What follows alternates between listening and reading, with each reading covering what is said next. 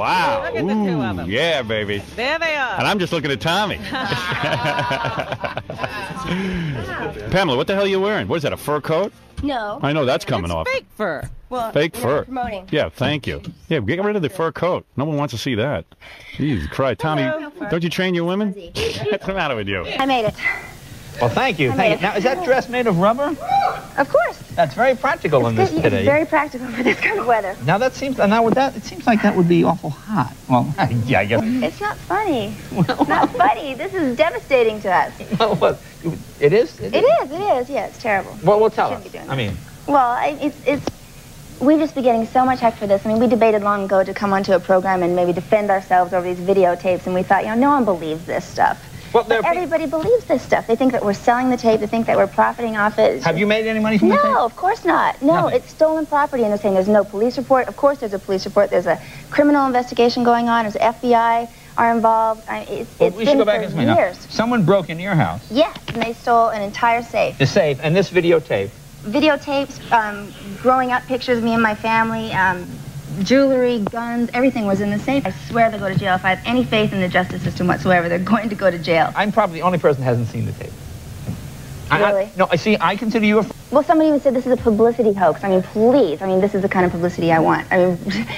But can't they, like, for example, when some magazine published those photos of Brad Pitt went to an attorney, and the attorney said, that's it. I think it was Playgirl or something. Right. That's it. You can't sell a magazine anymore. Okay, some got out, but they couldn't sell anymore. How are these people allowed to continue selling your private tape? I don't know. I really don't know. Pam, I love you, Pam. I've been a fan of yours for so long, but I got to say, watching you in that sex tape was like a whole new experience for me, because up until then, I'd never seen anyone get gonorrhea before. That was weird. I don't really know Pam personally, but I'll never forget the first time I saw her asshole. I knew she had that special something. I couldn't put my finger in it. She's gorgeous, of course, but even she'll admit that it takes work, I mean, she literally spends hours primping and waxing and bleaching. But enough about her asshole. Let's talk about, say, her vagina. All that, and she still has time to suck Tommy Lee's cock on a yacht in St. Bart's. God bless you, Pamela. I want to thank Jimmy, Adam, Greg, Nick, Andy, and everyone else in the room that Sarah Silverman has fucked.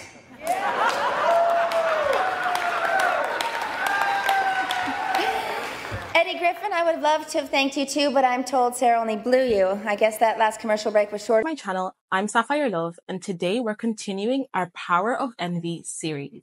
So before I go into the video, I just want to say, hey to all my new subscribers. Thank you so much for all the love and support on my recent videos.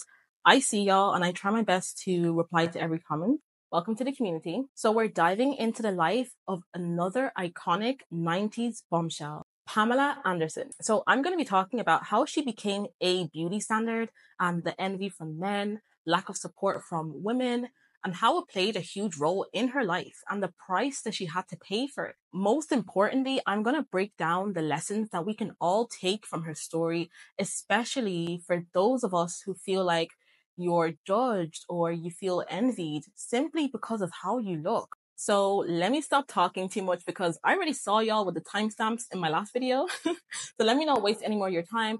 Grab a seat and let's get straight into it. Pamela Anderson was born in a small Canadian town on the 1st of July, 1967, making her a Cancer Sun, Aries Moon. Now, trigger warning before I get into this part, but Pamela's story of resilience starts way before her fame. She experienced a series of traumas, including childhood sexual trauma, which played a significant role in shaping her life and the way she navigated the world. This is an important piece of her story that shows just how much she's overcome. There's a scene where your father is holding your mother's head to the stove and you punch your father in the face. These were pivotal moments for me. She was failed by so many who kids count on to feel safe. Her father.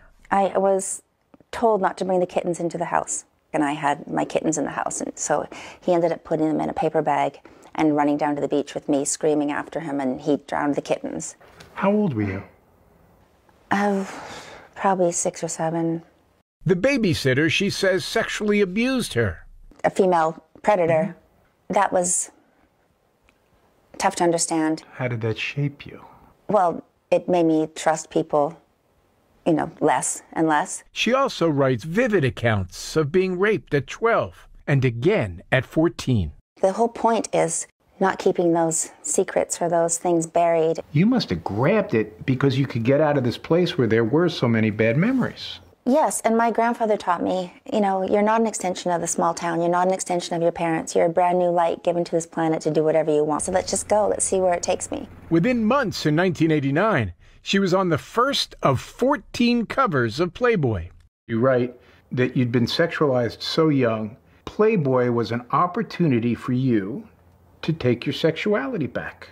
With a vengeance. Oh, it's textbook if you want to get into some psychology, but it's facing it and dealing with it in my own way. Pamela came from humble beginnings, and her rise to fame started when she was discovered at a football game. So you want to tell the story of being discovered? Yeah. I was discovered in kind of a strange way. I was in Vancouver, and I went to a British Columbia Lions football game with some friends next door. They had free tickets, so they said, Pamela, do you want to come? And I said, sure, okay, I'll go. Never been to a game before. And I was wearing a Labatt's beer t-shirt, which is a popular beer in Canada. And the cameraman zoomed in on me and put me up on where the scoreboard is in front of like 60,000 people. And there I was. I'd never seen myself in anything, and I looked up, and I was like, oh my God, that's me. That's a straight. I didn't even recognize myself at first. But they ended up pulling me down to the 50-yard line at halftime, interviewing me, and they're like, what's your name, young lady? And I said, I'm Pamela Anderson. And they said, this is Pamela Anderson, the Blue Zone girl, because I had Blue Zone on my shirt too. And Labatt's got in contact with me and gave me a year contract. I did a commercial campaign and a poster, and I did a billboard, and that's how Ken Honey discovered me, who discovered Dorothy Stratton and Kimberly Conrad from Playboy. From that moment, her life changed forever. She was the cover girl for Playboy and later for the face of Baywatch. Her blonde hair, blue eyes, and body made her a global icon. But let's get one thing straight. Being a beauty standard comes with a lot of baggage. The world might admire you, but at the same time, they'll envy you, criticize you, and try to control you. Pamela didn't choose to be the symbol of an era. It's something that was projected onto her. And with that, people began to expect her to always be perfect. Imagine being judged, envied, and criticized for simply existing in the body you were born in. Let's talk about Tommy Lee, her rock star husband. Now, here's where envy becomes even more complicated. Tommy was a rock star with his own fame, but Pamela's fame was different. She was everywhere, in magazines, on TV, in music videos, and that kind of attention from the world made Tommy jealous. But it wasn't just about the attention Pamela was getting. Deep down, it was about control. When a man feels like he's losing control over someone so powerful, so iconic, jealousy starts to take over. Tommy saw how the world looked at Pamela, how everyone wanted a piece of her, and that created insecurity. It wasn't just from strangers. It was the person who was supposed to love and support her. So then something many of us have faced. When you're successful or you stand out, even your partner can become threatened. This isn't love, it's insecurity disguised as love. And it can become toxic. Usually they become insecure for what attracted them to you in the first place. Now let's dive into the infamous beep tape. This is a huge part of Pamela's story because it shows just how much control people try to have over beautiful women. Pamela didn't consent to that tape being released. It was stolen, and instead of the world seeing her as a victim of privacy invasion, they envied her and judged her even more. So here's the lesson, ladies. Society often tries to make beautiful women seem like they're asking for attention that they get, but the truth is, Pamela was violated, and this is where the envy comes in. People can't stand seeing someone so perfect, so they tear her down by using her private life against her. They envied her, but they also wanted to control her. And we see this time and time again, where the same people who admire you also want to see you fall. Being the beauty standard isn't just about admiration. it comes with a price. Pamela Anderson never asked to be the face of an era, but her looks, her blonde hair, her blue eyes, they made her the symbol of the quote-unquote perfect woman in the 90s. And because of that, people projected their envy onto her. They envied her beauty, her fame, her lifestyle, but they also held her to impossible standards. Think about this for a minute. How many of you feel like people judge you not just for who you are, but for what they think you represent? Pamela's story shows us that being the ideal woman can also make you the target of criticism, jealousy, and even sabotage. People envy what they don't understand, and when you're the standard, that envy becomes magnified. Let's dig a little deeper into why Tommy Lee was so jealous of Pamela. He had his own fame, but Pamela was a symbol. She wasn't just loved for her talent, she was idolized for her looks. They can start to feel threatened. Tommy's jealousy came from a place of insecurity. He couldn't handle the fact that his wife was seen as the perfect woman by millions. This is something many of us can relate to. Whether in relationships or friendships, people close to you can't handle your shine. They may try to control or dim it. They may act out of jealousy when they're supposed to be the ones who love you the most. And the lesson here is that you need to recognize this behavior and understand that their envy is about them, not you. Pamela was the beauty standard, but she didn't ask for that role. It was a label the world put on her. And it came with heavy expectations. Ladies, this is something we need to talk about. Many of us feel the pressure to look or act a certain way because of what society tells us is perfect. But perfection is a myth. Pamela's life teaches us that being seen as perfect comes with consequences. People will envy you, but they'll also want to tear you down. How do we own who we are without letting the world's expectations and judgments affect us? So how does Pamela feel about all of this now? Pamela has been really open about the fact that fame wasn't something she wanted. She said that it's way more of a burden than a blessing. People wanted her to always be this ideal woman, but that wasn't who she was. And over time, she stepped away from the spotlight to find peace in her own life. The lesson here is that fame and admiration are not always what they seem. They come with envy, with judgment, and with control from people who don't even know you. And guys, this happens to me when you're a beautiful woman or when you just have a light about you. That means you're magnetic. You shine brightly. You can literally be a beautiful woman in a small town, not even like attention, be low key, have your accounts on private, and yet someone will still try and make up a rumor about you. There will still be eyes on you in that town. People will still try and keep up with you. People treat you like a celebrity when you have a certain je ne sais quoi about you. People will treat you like a celebrity. It happens to me. I know so many beautiful women that avoid posting just because of the envy that they face. And for all of you listening today, remember that your worth doesn't come from others' admiration. It comes from how you see yourself and how you protect your peace. So what's Pamela up to now? Well, Pamela is living a quieter life, focusing on things she loves.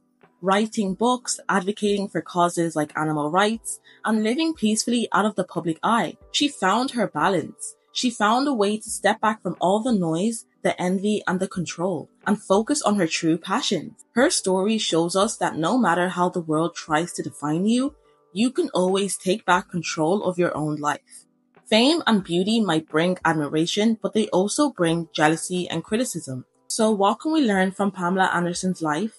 First, if you feel like people envy you or try to control you because of your looks or your success or your light and your magnetism, understand that this envy has nothing to do with you and it's about their own insecurities. They see something in you that they haven't cultivated in themselves and it makes them uncomfortable. Second, don't chase perfection.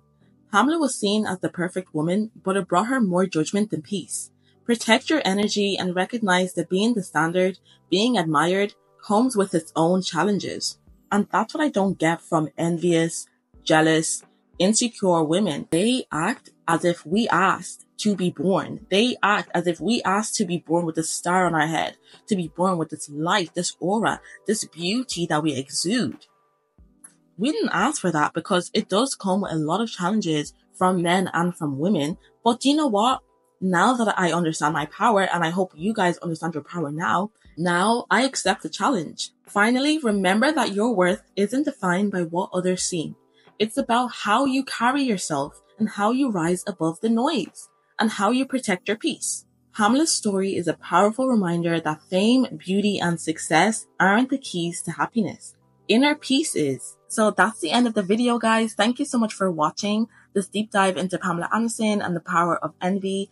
If you enjoyed this video and you found it insightful and you found value in it, please make sure to like this video and comment down below because I'd love to hear your stories. And make sure to subscribe to join the community for more mental gems. And this is a part of my Power of Envy series, so stay tuned for the next episode where we continue to deep dive into the lives of iconic women and the lessons that they can teach us. Until next time, I'm Sapphire Love, reminding you to always play chess, not checkers, protect your energy, stay grounded, and to keep rising above the noise.